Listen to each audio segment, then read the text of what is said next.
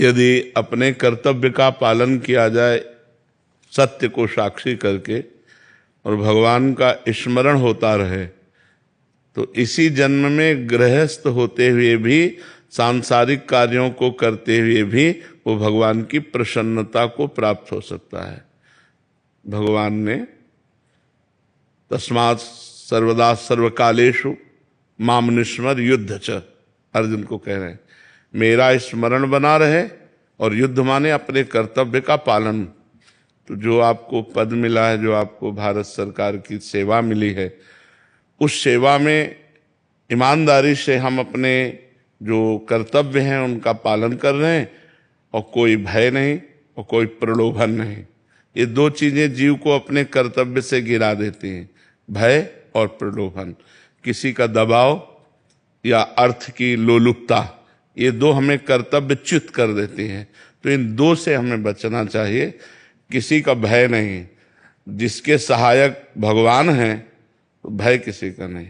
अगर कोई जैसे ऐसे कहे ना कि हम आपको गोली मार देंगे, तो बटन खोल देनी चाहिए, मार के दिखाओ।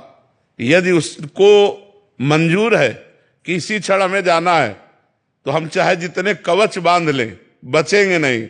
और अगर उसको मंजूर नहीं है तो हम छाती खोल के चले तो भी कोई हमारा बाल बांका नहीं कर सकता। इस सिद्धांत को समझ लेना चाहिए।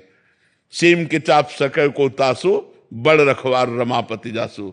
जिसके भगवान रक्षक है उसका कोई बाल बांका नहीं कर सकता। तो किसी से भयभीत नहीं होना चाहिए।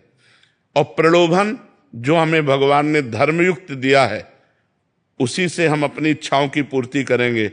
अधर्म के द्वारा प्राप्त धन से जो इच्छाओं की पूर्ति की जाती है वो नाश की तरफ ले जाता है, और जो धर्म से प्राप्त धन से इच्छाओं की पूर्ति होती है वो उन्नति की तरफ ले जाता है। इसलिए प्रलोभन और भय का त्याग करते हुए, अपने कर्तव्य का पालन करते हुए भगवान का स्मरण करे तो लौकिक उन्नति और पारलौकिक दोनों होती है। और यही हमारे मनुष्य जीवन का लाभ है, क्योंकि मनुष्य बनकर हम उन्नति को प्राप्त हों।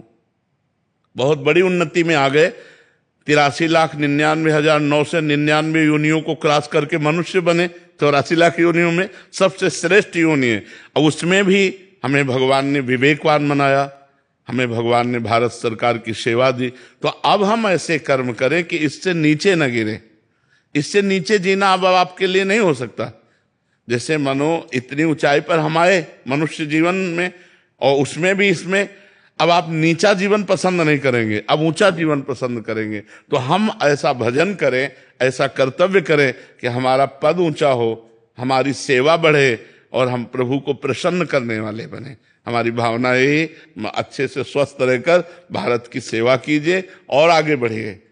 जो भगवान सेवाएं दें तो और आगे बढ़िए, पर धर्म का सहारा लीजिए। आज जो है हमारी समाज को अधर्म धीरे धीरे घुन की तरह खोखला कर रहा है। छोटे छोटे पदों से लेके बड़े पदों तक अधर्म का प्रवेश हो रहा है। अधर्म झूठ बोलना, मदिरा पीना, पराई स्त्री से व्यभिचार करना, नाना प्रकार से धन आदि की इच्छाओं को रखना, ये अधर्म जब, तो फिर समाज सेवा नहीं बनती, फिर समाज शोषण होता है। अगर हम धर्म से चलें तो समाज प्रिय बनेंगे, और समाज में ही भगवान विराजमान है। सब रूप सिय राम में सब जग जानी, करो प्रणाम जो। हम इस समाज के रूप में भगवान ही विराजमान है।